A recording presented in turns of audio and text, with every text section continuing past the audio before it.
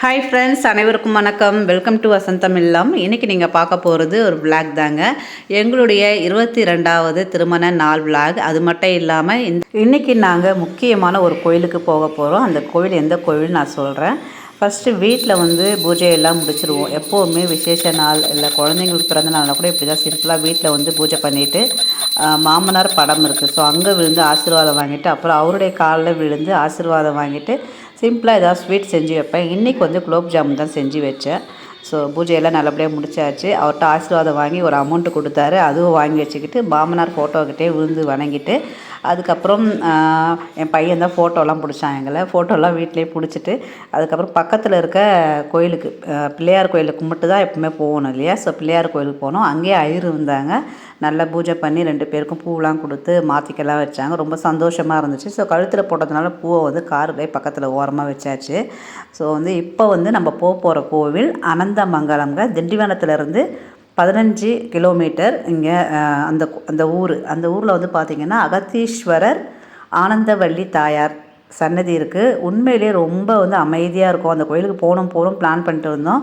ஆனால் இப்போ தான் எங்கள் நேரம் அமைஞ்சிச்சுன்னு சொல்லணும். ஸோ என்ன வாங்கிட்டு போகிறது தெரியல. ஸோ மாலை மட்டும் ஆர்டர் பண்ணி 3 மாலை வாங்கிட்டு போகணும். ஆல்ரெடி பார்த்திங்கன்னா அந்த கோயிலை பற்றி நிறைய கேள்விப்பட்டிருக்கேன். அங்கே சைன கோலத்தில் பெருமாள் இருப்பாங்க அப்படின்னு சொல்லி. ஸோ அதனால் பெருமாளுக்கு ஒரு மாலையும் சிவபெருமானுக்கும் தாயார் சன்னதி இருக்கு இல்லையா. ஸோ 3 மாலை வாங்கிட்டு போகணும்.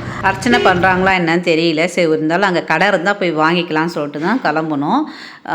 ரூட் பார்த்திங்கன்னா ஐயந்தோப்பு காலேஜ் இருக்கும். அதுக்கப்புறம் ஐயந்தோப்பு அண்ணா யூனிவர்சிட்டி இருக்குது, கோவிந்தசாமி காலேஜெலாம் இருக்குது. ஸோ அதெல்லாம் தாண்டி மேல்பாக்கம் அப்படி நிறைய கிராமங்கள் வரும். ஃபைனலாக பார்த்திங்கன்னா வைரவபுரம் சொல்லுவாங்க. அந்த ஊரில் இருந்து அடுத்தது பார்த்திங்கன்னா அனந்தமங்கலம். ஃப்ரண்ட்லேயே பெரிய ஆர்ச் இருக்குது. சிவபெருமான் பார்வதி தாயாரோடு இருக்கிற மாதிரி அந்த ஆர்ச் நல்லா அழகாக இருக்குது. அது உள்ளே போனோன்னாவே நமக்கு பார்த்திங்கன்னா இந்த டெம்பிள் இருக்குது. உண்மையிலே ரொம்ப மனசுக்கு அமைதியாக நமக்கு ஏதோ அங்கே போனாலே ஏதோ ஒரு திருவண்ணாமலைக்கு போனால் நமக்கு என்ன ஃபீலிங் கிடைக்குமோ அந்த மாதிரி இருக்குது. அதுவும் மலைக்கோவில் இல்லையா, மலை மேலே இருக்குது இல்லையா.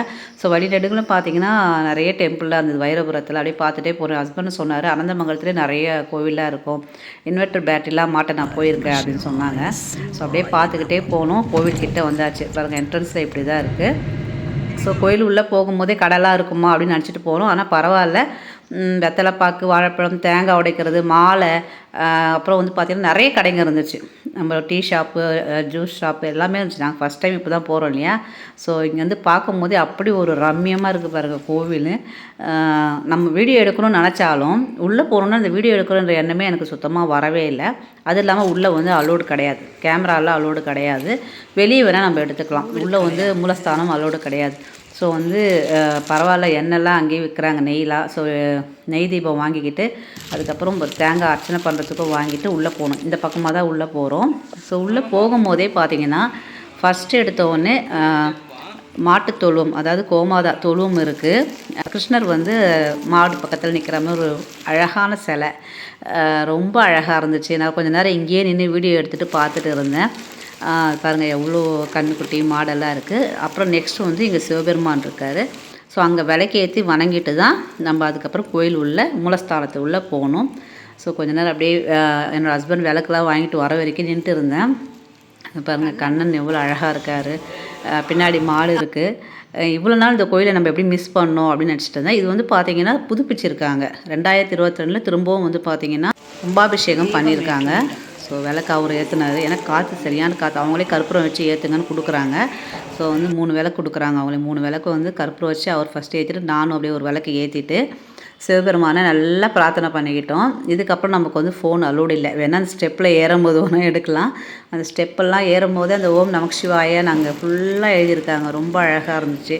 ஸோ விளக்கேற்றி நம்மளுடைய வேண்டுதலை சொல்லிவிட்டு அதுக்கப்புறமா நம்ம ஓம் நம சிவாய சொல்லிக்கிட்டு இப்போ சிவபெருமானை பார்க்க படி ஏறியாச்சு. உண்மையிலே ரொம்ப அழகாக இருந்ததுங்க. என்ன சொல்கிறதுனே தெரில. இவ்வளோ நாள் இந்த கோயிலை நம்ம மிஸ் பண்ணிட்டோமே அப்படின்னு நினச்சி நான் ரொம்ப ஃபீல் பண்ணேன். எனக்கு ரொம்ப சிவபெருமானும் ரொம்ப பிடிக்கும். அதை விட பார்த்திங்கன்னா மலை மேலே இருக்கிறது ரொம்ப சிறப்புன்னு சொல்லுவாங்க பாருங்கள். அருள்மிகு ஸ்ரீ ஆனந்தவள்ளி சமேத ஸ்ரீ அகத்தீஸ்வரர் மலை கோவில். முதல்ல சைன பெருமாள் சன்னதி இருக்குது. அதுக்கப்புறம் தான் சிவபெருமான் இருக்கார். பெருமாளுக்கு ஒரு மாலை போட்டு அதுக்கப்புறம் தான் பார்த்திங்கன்னா நம்ம சிவபெருமானுக்கு உள்ளே போய் மாலை போட்டோம். ஃபோன் அலோடு கிடையாதுங்க மூலஸ்தானத்தில் இருந்துச்சு. அதுக்கப்புறம் மாலை வாங்கி கையில் வச்சுட்டு அர்ச்சனைலாம் முடிச்சுட்டு பிரசாதம் கொடுத்தாங்க. வெண்பொங்கல் வாங்கிக்கிட்டு வெளியே வந்தோம். வெளியே இந்த மாதிரி தான் இருக்குங்க. நிறைய பேர் உட்காந்து நல்லா ஜாலியாக பேசிகிட்டு இருக்காங்க. நிறைய பேர் நீங்கள் எந்த ஊர் அப்படிலாம் பேசிட்டுலாம் இருந்தாங்க வீடியோலாம் எடுக்கிறத பார்த்து. பிரசாதம் சாப்பிட்டு நிறைய ஃபோட்டோஸ்லாம் வந்து இங்கே வெளியே வந்து எடுக்கலாம், உள்ளதான் அலோடு இல்லை. ஸோ ஃபோட்டோஸ்லாம் நிறைய எடுத்தோம். நாங்கள் வெளியே வரும்போது திருப்பியும் வந்து 4 கால பூஜை நடக்கும் இல்லையா, ஸோ அதுமாதிரி பூஜை எதுவும் நடந்துட்டு இருந்துச்சு. ஸோ வந்து இப்படி தான் இருக்குது பாருங்கள். நல்லா அந்த கார்டன் அந்த மலை மேலே போயிட்டு கீழே அப்படி இறங்கி வர மாதிரி இருக்கும். தொட்டாச்சினிங்கி இருந்துச்சு. ஃபஸ்ட்டு நான் தொட்டு தொட்டு பார்த்தேன். அது என்னமோ சின்ன வயசுலேருந்து அது பார்த்தா ஒரு ஆசை தான் ஒன்று. அவரும் வந்து தொட்டு தொட்டு பார்த்தாரு. அது பிறகு தொட்ட ஒன்று அழகாக சுருங்கிடும். சின்ன பிள்ளைங்களில் வந்து இது வந்து பெரும்பாலும் வந்து ஊர் சைடில் தான் இருக்கும். நம்ம வந்து சென்னையிலலாம் பார்க்க முடியாது. 2 பேரும் தொட்டு தொட்டு பார்த்துட்டு இருந்தோம். என்னதான் நம்ம வளர்ந்துருந்தாலும் நான் அந்த மாதிரி இடத்துக்குலாம் போகும்போது இதெல்லாம் பார்க்கும்போது ஒரு இது தான் இல்லைங்களா. ஸோ சுற்றி நிறைய வந்து செடி கொடிகள்லாம் நல்ல ஒரு பார்க்கவே ரொம்ப அழகாக இருந்துச்சு. அப்படியே பார்த்துக்கிட்டே இருக்கலாமான்னு இருந்துச்சு. வரவே மனசே வரலன்னு தான் சொல்லணும். அதுக்கப்புறம் அப்படியே கீழே இறங்கி வந்தோன்னா இங்கே மரத்தில் பார்த்திங்கன்னா தொட்டில் கட்டியிருக்காங்க. அதேமாரி திருமணம் ஆகாதவங்க தாலி கயிறு கட்டியிருக்காங்க. கண்டிப்பாக அவங்க வேண்டுதல் வந்து நிறைவேறுது. இது 100% உண்மையும் கூட.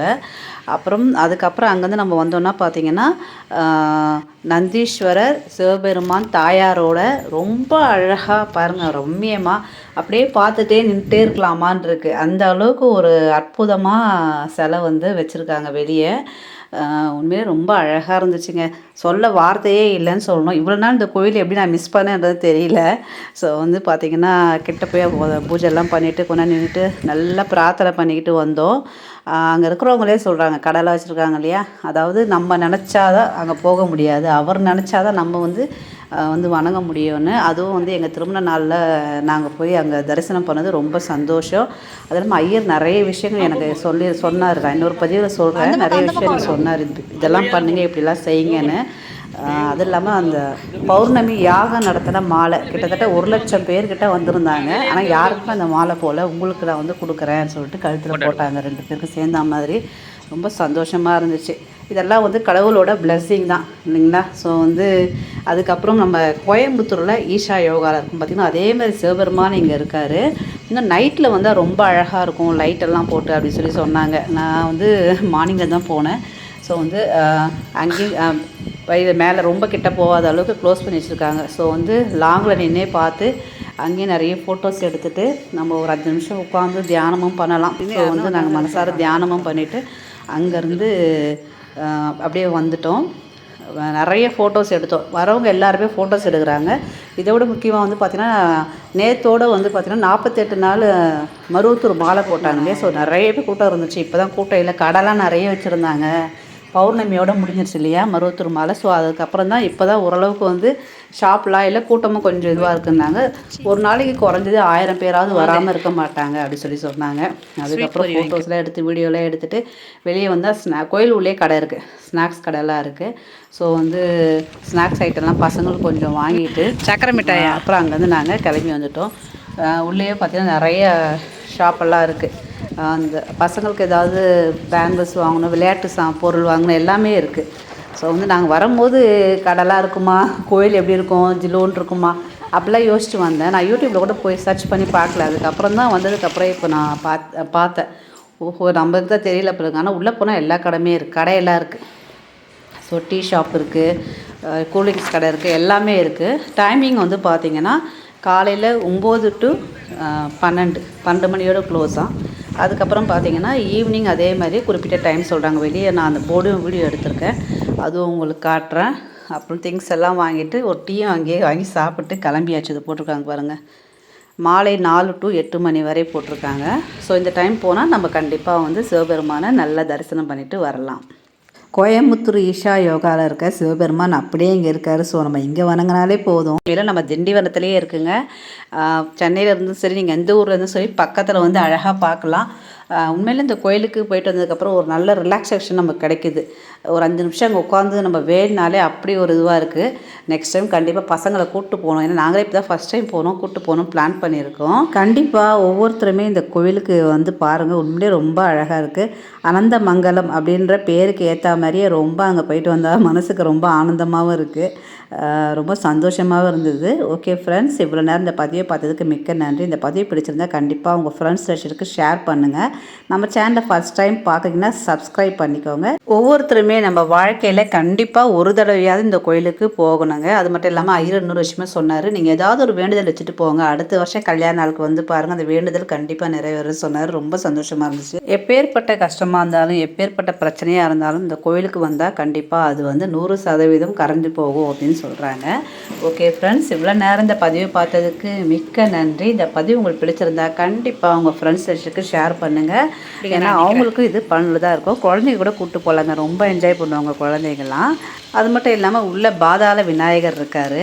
அவங்க வந்து பார்த்திங்கன்னா நம்ம கொஞ்சம் அப்படியே உட்காந்து போகிற மாதிரி தான் இருக்குது. 10 ரூபா டிக்கெட் ஒரு ஆளுக்கு. ரொம்ப அழகாக இருந்தார். அவர் கோல்டன் கலர்லேயே அவர் வந்து அழகாக அலங்காரம் பண்ணி வச்சுருந்தாங்க. எல்லா இடத்துலையுமே கேமரா ஃபிக்ஸ் பண்ணியிருக்காங்க. ஸோ நம்ம உள்ளே எங்கேயுமே வீடியோ எடுக்க கண்டிப்பாக அலோடே கிடையாது. ஓகே ஃப்ரெண்ட்ஸ், இவ்வளோ நேரம் இந்த பதிவை பார்த்ததுக்கு மிக்க நன்றி. தேங்க்யூ. Take care. பை. வாழ்க வளமுடன், நலமுடன்.